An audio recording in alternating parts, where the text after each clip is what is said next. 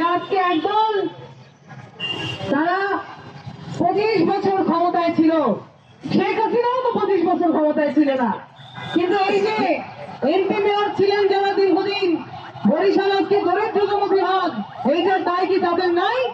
তাদের উন্নয়ন থাকলে, কর্মসংস্থান থাকলে আজকে বরিশালের এই চেহারা হতো না। আর আরেক দল তারা মেয়েদেরকে খালি ঘরে ঢুকাইতে চান, কথায় কথায় বলেন এই মেয়েরা কেন, এখানে মেয়েরা কেন, আমরা যাব না, আমরা যাব না। আজকে ভোট দিতে মেয়েদের ভোট লাগবে, কিন্তু মেয়েদেরকে তারা সমাজে বের হতে দিতে চান না।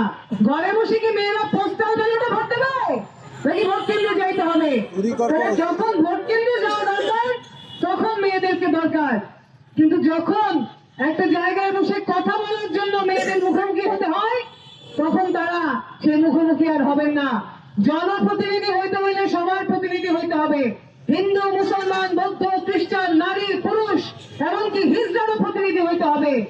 আমরা বলতে চাই, আজকে যারা এইভাবে লিঙ্গ নিয়ে বৈষম্য করেন, ধর্ম নিয়ে বৈষম্য করেন, তারা কি সবার প্রতিনিধি হতে পারেন?